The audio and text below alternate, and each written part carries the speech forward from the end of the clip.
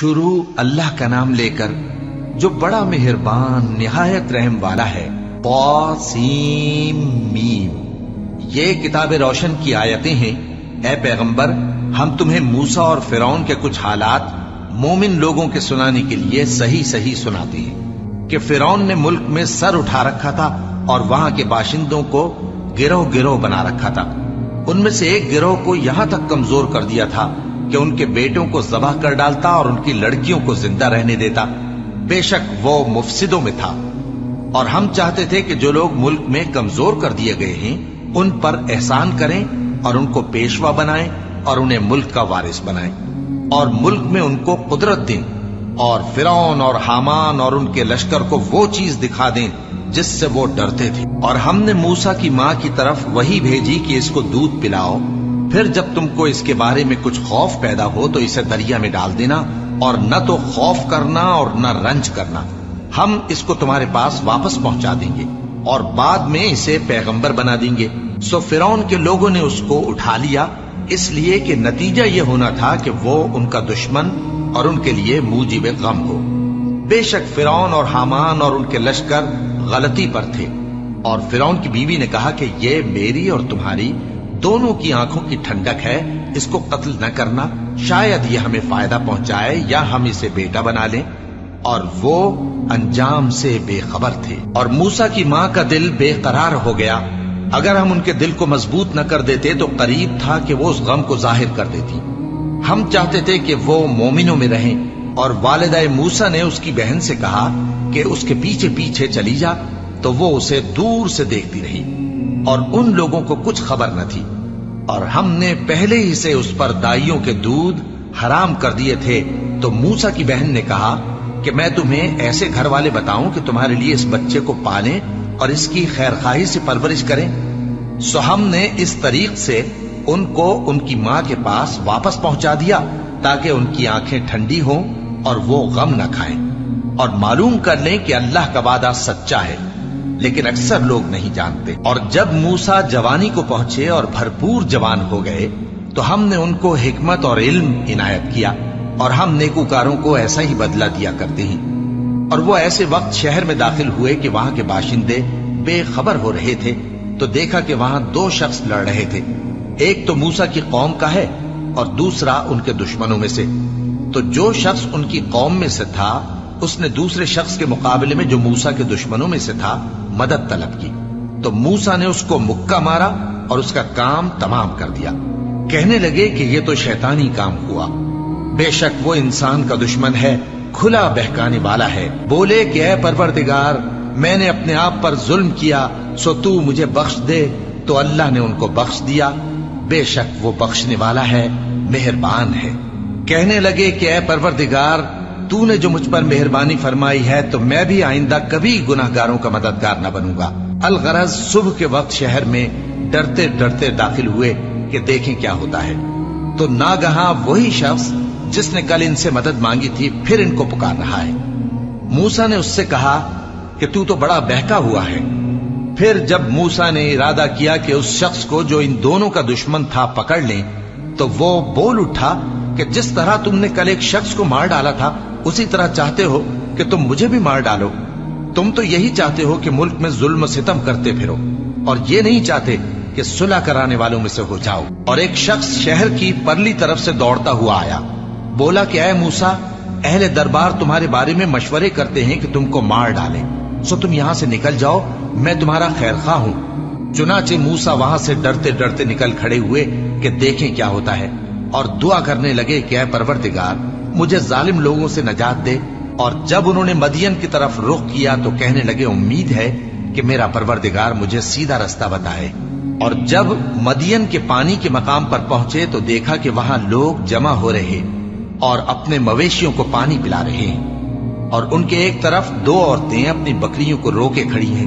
موسیٰ نے ان سے کہا تمہارا کیا کام ہے؟ وہ بولی کہ جب تک چرواہے اپنے جانوروں کو لے نہ جائیں ہم پانی نہیں پلا سکتے، اور ہمارے والد بڑی عمر کے بوڑھے ہیں۔ تو موسیٰ نے ان کے لیے بکریوں کو پانی پلا دیا، پھر سائے کی طرف چلے گئے اور کہنے لگے کہ پروردگار، میں اس کا محتاج ہوں کہ تو مجھ پر اپنی نعمت نازل فرمائے۔ थोड़ी देर के बाद उनमें से एक औरत जो शर्माती और लिजाती चली आती थी मूसा के पास आई, कहने लगी कि तुमको मेरे वालिद बुलाते हैं कि तुमने जो हमारे लिए पानी पिलाया था उसकी तुमको उजरत दें। फिर जब वो उनके पास आए और उनसे अपना माजरा बयान किया तो उन्होंने कहा कि कुछ खौफ न करो, तुम जालिम लोगों से बच आए हो। एक लड़की बोली कि अब्बा इनको नौकर रख लीजिए, क्योंकि बेहतरीन नौकर जो आप रखें वो है जो तवाना हो, अमानतदार हो। उन्होंने मूसा से कहा कि मैं चाहता हूं कि अपनी इन 2 बेटियों में से एक को तुमसे ब्याह दूं, इस अहद पर कि तुम 8 बरस मेरी खिदमत करो। फिर अगर 10 साल पूरे कर दो तो वो तुम्हारी तरफ से एहसान होगा, और मैं तुम पर तकलीफ डालनी नहीं चाहता। तुम मुझे इंशाअल्लाह नेक लोगों में पाओगे।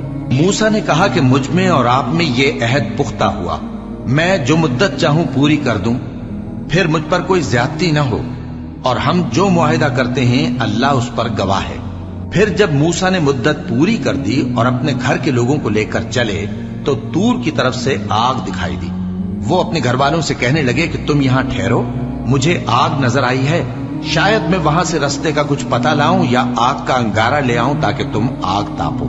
सो जब उसके पास पहुंचे तो मैदान के दाएं किनारे से एक मुबारक जगह में एक दरख्त में से आवाज आई कि ऐ मूसा, ये मैं हूं अल्लाह, तमाम जहानों का परवरदिगार, और ये कि अपनी लाठी डाल दो।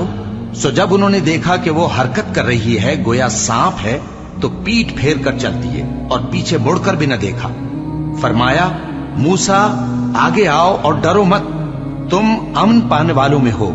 अपना हाथ गरीबान में डालो तो बगैर किसी ऐब के सफेद रोशन होकर निकल आएगा, और खौफ दूर करने की गरज से अपने बाजू को अपनी तरफ यानी सीने से मिला लो। ये 2 दलीलें तुम्हारे परवरदिगार की तरफ से हैं फिरौन और उसके दरबारियों के लिए, बेशक वो नाफरमान लोग हैं। मूसा ने कहा, ऐ परवरदिगार, उनमें का एक शख्स मेरे हाथ से कत्ल हो चुका है, सो मुझे खौफ है कि वो मुझको मार डालेंगे, और हारून जो मेरा भाई है उसकी जबान मुझसे ज्यादा फसी है, तो उसको मेरे साथ मददगार बनाकर भेज कि मेरी तस्दीक करे। मुझे खौफ है कि वो लोग मेरी तकजीब करेंगे। फरमाया, हम तुम्हारे भाई के जरिए तुम्हारे बाजू को मजबूत करेंगे और तुम दोनों को गलबा देंगे, तो हमारी निशानियों के सबब वो तुम तक पहुंच न सकेंगे।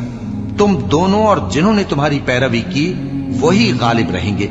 फिर जब मूसा उनके पास हमारी खुली निशानियां लेकर आए तो वो कहने लगे कि ये तो जादू है जो इसने बना खड़ा किया है, और ये बातें हमने अपने अगले बाप दादा में तो कभी सुनी नहीं। और मूसा ने कहा कि मेरा परवरदिगार उस शख्स को खूब जानता है जो उसकी तरफ से हिदायत लेकर आया है और जिसके लिए आकिबत का घर यानी बहिश्त है, बेशक जालिम कामयाब नहीं होंगे। और फिरौन ने कहा कि ऐ अहले दरबार, मैं अपने सिवा किसी को तुम्हारा खुदा नहीं जानता, सो ऐ हामान, मेरे लिए गारे को आग लगाकर ईंटें पका दो, फिर एक ऊंचा महल बना दो ताकि मैं मूसा के खुदा की तरफ चढ़कर उसे झांक लूं, और मैं तो उसे झूठा समझता हूं। और वो और उसके लश्कर मुल्क में नाहक मगरूर हो रहे थे और ख्याल करते थे कि वो हमारी तरफ लौट कर नहीं आएंगे, तो हमने उसे और उसके लश्करों को पकड़ लिया। आखिर हमने उन्हें समंदर में फेंक दिया, सो देख लो कि जालिमों का कैसा अंजाम हुआ।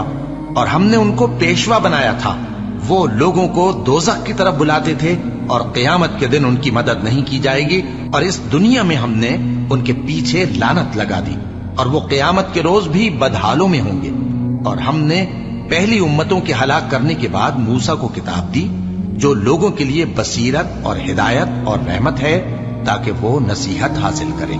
और जब हमने मूसा की तरफ हुक्म भेजा था तो तुम तूर की मगरिबी जानिब नहीं थे और न इस वाक़े के देखने वालों में थे, लेकिन हमने मूसा के बाद कई उम्मतों को पैदा किया, फिर उन पर एक लंबी मुद्दत गुजर गई, और न तुम मदियन वालों में रहने वाले थे कि उनको हमारी आयतें पढ़ पढ़ कर सुनाते थे, और हाँ, हम ही तो पैगंबर भेजने वाले थे। और न तुम उस वक्त जबकि हमने मूसा को आवाज दी तूर के किनारे थे, बल्कि तुम्हारा भेजा जाना तुम्हारे परवरदिगार की रहमत है, ताकि तुम उन लोगों को जिनके पास तुमसे पहले कोई खबरदार करने वाला नहीं आया, खबरदार करो ताकि वो नसीहत हासिल करें।